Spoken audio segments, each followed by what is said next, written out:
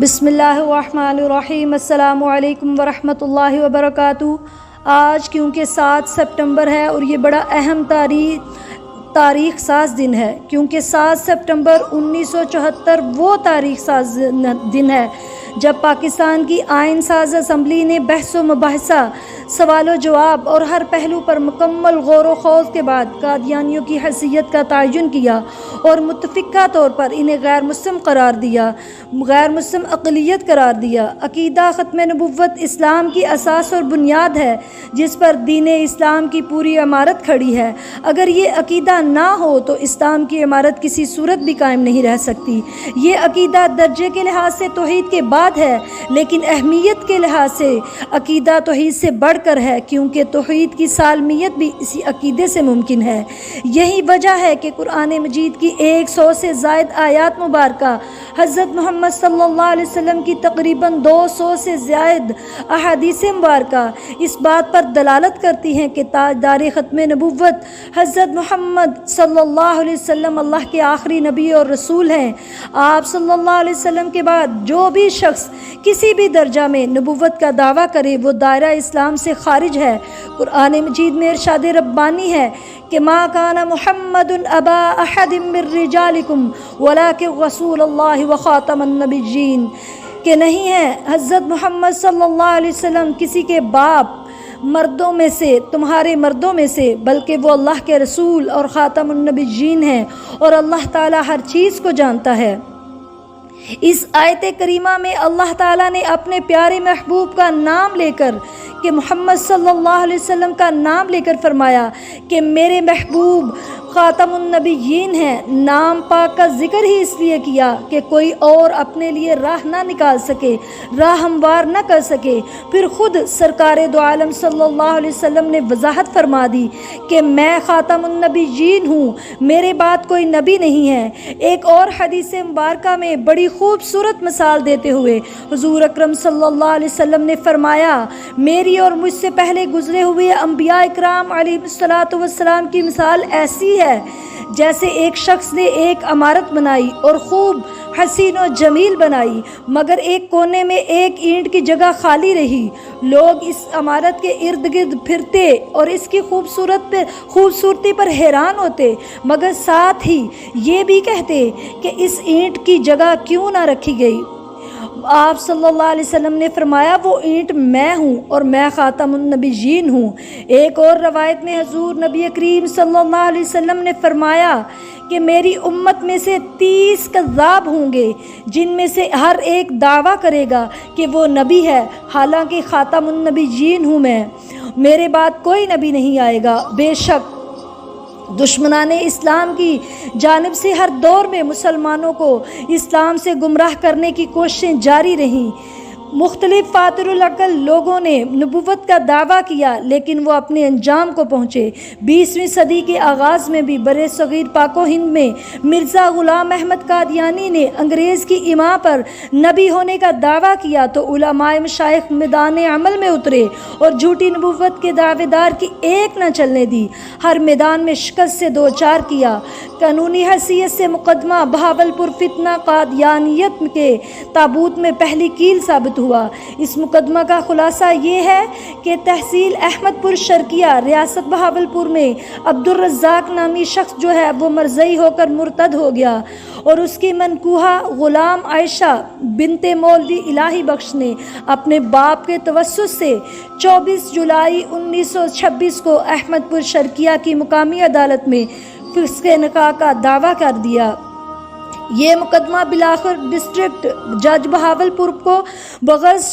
شرعی تحقیق منتقل ہوا کہ آیا قادیانی جو ہیں وہ دائرہ اسلام سے خارج ہیں یا نہیں۔ اس طرح یہ مقدمہ دو لوگوں کے بجائے اسلام اور قادیانیت کے مابین حق و باطل کا مقدمہ بن گیا۔ حق و باطل کے اس مقدمے کا فیصلہ جج جناب محمد اکبر خان نے 7 فروری 1935 کو سنایا، جس کے مطابق مرزا غلام احمد قادیانی اور اس کے پیروکار اپنے عقائد و اعمال کی بنا پر مسلمان نہیں، خارج اسلام ہیں اور اس اس ضمن میں عبدالرزاق مرزئی کا غلام عائشہ کے ساتھ نکاح فسق قرار دے دیا گیا۔ اس تاریخ ساز فیصلے نے قانونی طور پر مرزائیت کو غیر مسلم اقلیت قرار دینے کے لیے ایک مضبوط بنیاد فراہم کی۔ اسی طرح یہ مسلسل تگ و دو جو ہے وہ چلتی رہی قادیانیوں کے خلاف۔ لہٰذا جب 14 اگست 1947 کو وطن عزیز معرض وجود میں آیا تو قادیانیوں نے وطن عزیز کے اہم عہدوں اور حصوں پر نظریں رکھی ہوئی تھیں، اور اس وقت کا جو وزیر خارجہ تھا بدقسمتی سے وہ ظفر اللہ بھی قادیانی تھا، اور ایک کیا کہتے ہیں کہ کالج کا جو گروپ تھا ان کا وہ ٹور گیا تو وہاں پہ قادیانیوں نے بہت زیادہ اپنے جو تھا اپنا عقیدہ تھا اس کو پھیلانا شروع کر دیا، تو پھر وہاں پہ بہت سخت لڑائی ہوئی جو طلباء تھے ان کے درمیان، اور یہ چلتے چلتے بات جو ہے وہ بہت آگے تک پھیلی، اور آخر کار جب کہ وہ وزیر اعظم جو تھے وہ ذوالفقار علی بھٹو تھے تو سانحہ ربوہ اور قادیانی مسئلے پر سفارشات مرتب کرنے کے لیے پوری قومی اسمبلی کو خصوصی کمیٹی قرار دیا۔ اس طرح قومی اسمبلی میں مرزائیت پر بحث شروع ہو گئی، اور بہت زیادہ علماء مولانا مفتی محمود نے وسعت علمی سے مرزا ناصر قادیانی اور کی تعویلوں کو تار تار کر دیا اور اس کی ایک نہ چلنے دی۔ آپ کے ساتھ مولانا غلام غوث ہزاروی، مولانا عبدالحق، مولانا شاہ احمد نورانی، پروفیسر غفور احمد چودھری ظہور الہی اور بہت سے دیگر جو ہیں بھرپور معاونت کی تو مولانا مفتی محمود کی علمی جرح و گفتگو کے بعد ممبران اسمبلی پر مرزائیت کی جب حقیقت آشکار ہوئی تو سب یک آواز نظر آئے۔ 5-6 سپٹمبر کو اٹارنی جنرل آف پاکستان یحییٰ بختیار نے بحث کو سمیٹتے ہوئے 2 روز تک اراکین قومی اسمبلی کے سامنے اپنا مفصل بیان پیش کیا۔ بالآخر 7 سپٹمبر 1974 کو وہ مبارک گھڑی آئی جب 4:35 پر قادیانیوں کو کے دونوں گروہوں کو، مرزائی گروہ اور لاہوری گروہ کو، قومی اسمبلی نے متفقہ طور پر غیر مسلم اقلیت قرار دے دیا۔ الحمدللہ اس ایمان افروز موقع پر حزب اختلاف اور حزب اقتدار کے ارکان وہ کیا کہتے ہیں مسرت سے انہوں نے بغل گیر ہو گئے اور پورے ملک میں خوشی کی لہر دوڑ گئی۔ لوگوں نے شکرانے کے نوافل ادا کیے، مٹھائیاں تقسیم کی، اور پھر کیا کہتے ہیں کہ امیر شریعت سید عطا اللہ بخاری نے سپٹمبر 1951 میں کراچی میں عقیدہ ختم نبوت کی اہمیت پر خطاب کرتے ہوئے فرمایا تھا کہ تصویر کا ایک رخ یہ ہے کہ مرزا غلام احمد قادیانی میں یہ کمزوریاں اور عیوب تھے کہ اس کے نقوش میں توازن نہ تھا، قد و قامت میں تناسب نہ تھا، اخلاق کا جنازہ تھا، کریکٹر کی موت تھی، سچ کبھی نہ بولتا تھا، معاملات کا درست نہ تھا، بات کا پکا نہ تھا، بزدل اور 2D تھا۔ تحریر ایسی ہے کہ پڑھ کر متلی ہونے لگتی، لیکن میں آپ سے عرض کرتا ہوں کہ اگر اس میں کوئی کمزوری بھی نہ ہوتی، وہ مجسمہ حسن و جمال ہوتا، قوت میں تناسب ہوتا، چھاتی 45 انچ کی ہوتی، کمر ایسی کہ CID کو بھی پتہ نہ چلتا، بہادر بھی ہوتا، کریکٹر کا آفتاب اور خاندان کا مہتاب ہوتا، شاعر ہوتا، فردوسی ہوتا،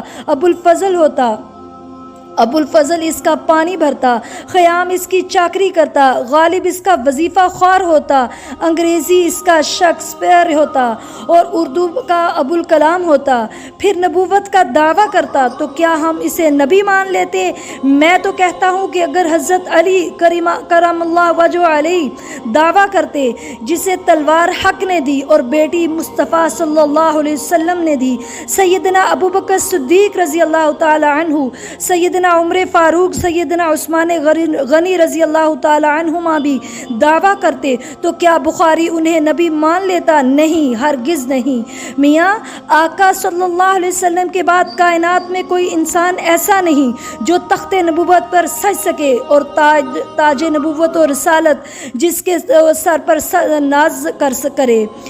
حضرت مولانا سید انور شاہ کشمیری رحمۃ اللہ تو ختم نبوت کے کام کو اپنی مغفرت کا سبب بتایا کرتے تھے اور فرماتے تھے کہ اگر ختم نبوت کا کام نہ کریں تو گلی کا کتا ہم سے بہتر ہے۔ تو لہٰذا احادیث تو بہت زیادہ ایسی ہیں کہ جیسے نبی کریم صلی اللہ علیہ وسلم نے فرمایا کہ مجھے 6 باتوں میں تمام انبیاء پر فضیلت دی گئی ہے، مجھے جامع اور مختصر بات کہنے کی صلاحیت دی گئی ہے، اور دوسرا پوائنٹ کہ مجھے رعب کے ذریعے نصرت بخشی گئی، اور تیسرا پوائنٹ کہ میرے لیے اموال غنیمت حلال کیے گئے، چوتھا پوائنٹ کہ میرے لیے زمین کو مسجد بھی بنا دیا گیا، اور پاکیزگی حاصل کرنے کے ذریعے میں بھی، یعنی میری شریعت میں صرف نماز مخصوص عبادت گاہوں میں ہی نہیں بلکہ روئے زمین پر ہر جگہ پڑھی جا سکتی ہے، اور پانی نہ ملے تو میری شریعت میں تیمم کر کے وضو کی حاجت بھی پوری کی جا سکتی ہے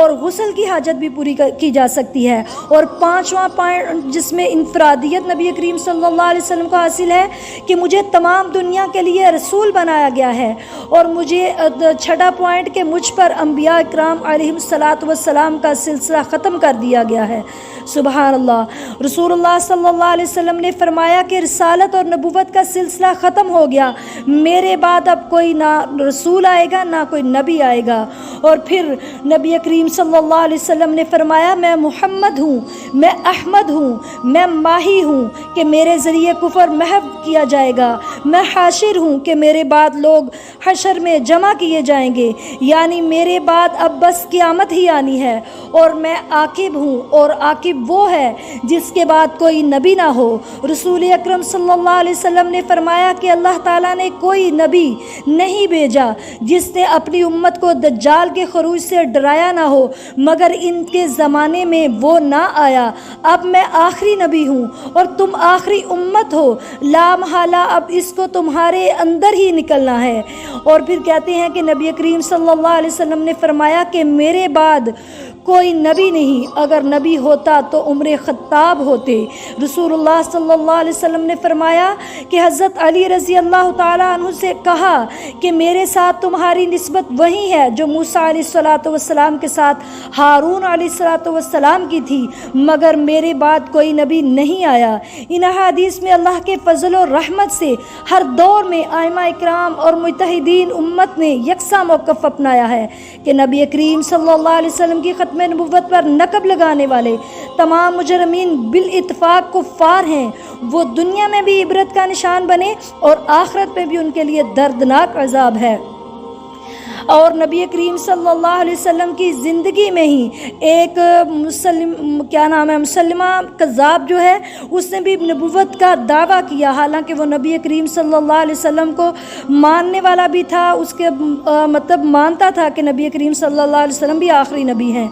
تو جو اس نے کلمہ ایجاد کیا اور جو اس نے اذان اس کے علاقے میں پڑھی جاتی تھی، ان دونوں میں اس بات کا اظہار ہوتا تھا۔ حضور صلی اللہ علیہ وسلم نے اس پر لعنت بھیجی اور اس کو کذاب قرار دیا۔ حضرت ابوبکر صدیق رضی اللہ تعالیٰ عنہ کے حکم سے صحابہ اکرام رضوان اللہ علیہم اجمعین نے اس کے خلاف جنگ لڑی، اور یمامہ کی جنگ میں یہ بدبخت قتل ہو کر واصل جہنم ہو گیا۔ اور پھر اسی لیے ہمیں اللہ تعالیٰ نبی کریم صلی اللہ علیہ وسلم کی یہ کیا کہتے ہیں کہ نبوت جو ہے اس کو بڑھ چڑھ کر بتانا چاہیے کہ ہمارے نبی کریم صلی اللہ علیہ وسلم جو ہیں وہ آخری نبی الزمان ہیں، اور بڑھ چڑھ کر اس میں حصہ لینا چاہیے، تاکہ یہ جو قادیانیت ہے اور جو بھی کوئی نبوت کا دعویٰ کرے اللہ ان کو تباہ و غارت کرے، اللہ ان پر خاص لعنت ہے ان پر اللہ کی، اور اللہ تعالیٰ ہمیں نبی کریم صلی اللہ علیہ وسلم کے مطابق زندگی گزارنے کی توفیق عطا فرمائے۔ السلام علیکم ورحمۃ اللہ وبرکاتہ۔